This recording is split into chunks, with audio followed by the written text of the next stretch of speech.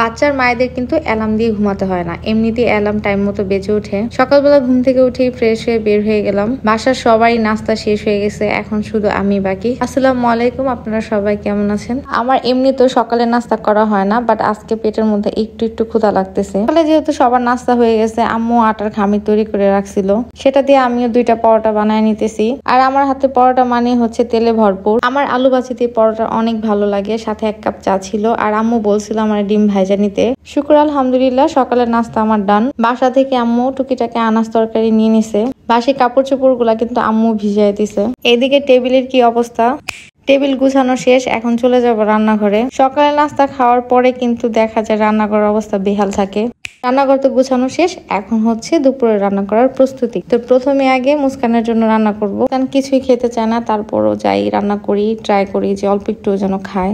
Order delivery করতে হবে, তার জন্য এখানে আমি স্ট্রাইকারের নাম লেখার জন্য চলে আসছি। আর আমার দেবর এখানে অর্ডার সবকিছু কমপ্লিট করে রাখছে। তো যাই হোক, আমি এখানে সবকিছু কাজ শেষ করে চলে আসছি আবারও রান্নাঘরে। দুপুর 12টা বেজে গেছে, মুস্কান কিছুই খায় নাই, তার জন্য একটু পাস্তা রান্না করছিলাম, বাট এটাও খায় নাই। কাপড়গুলা মেলার জন্য কিন্তু আমি ছাদে চলে গেছি, আর আমার দেবর আমাকে সাহায্য করছে কাপড়গুলো ছাদে নিয়ে যাওয়ার জন্য। আমি তো ছাদের থেকে এসে দেখি আম্মু অলরেডি রান্নার জন্য প্রস্তুতি শুরু করে দিছে। আজকে বাসায় গুঁড়া মাছ দিয়ে ঝিঙ্গা দিয়ে রান্না করা হচ্ছে, আর এটা কিন্তু আমি রান্না করতেছি আজকে। আর এদিকে আম্মু করলা থেকে তিতা রসটা ফেলে দিতেছে। আম্মুর হাতে করলা ভাজি একটু তিতা হয় না, আর এদিকে আমি করলা ভাজি বসাইলে করলার থেকেও বেশি তিতা হয়ে যায় আমার হাতে রান্না। কলিজার ফ্যাপসা তরকারি হইলে তো আমার কোনো কথাই হয় না, বাট আজকে খাসি রান্না হয়েছে, আর এটা আমার ভালো লাগে না অত একটা। দুপুরে রান্না বান্না শেষ, সবার খাওয়া শেষ, সবার লাস্টে আমি বসলাম খেতে। শুক্র আলহামদুলিল্লাহ, দুপুরে খাওয়া দাওয়া কিন্তু আমার জন্য অনেক বেস্ট ছিল। তো খাওয়া দাওয়া শেষ, এখন বিকেল বেলা।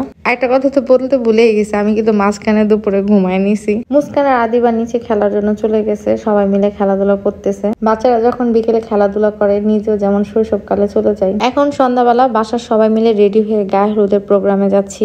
আমার সারাদিন সারা বেলা আপনাদের সাথে শেয়ার করলাম। আজকের ভিডিওটা এই পর্যন্তই। সবাই ভালো থাকবেন, সুস্থ থাকবেন, আবারও দেখা হবে। আল্লাহ হাফেজ।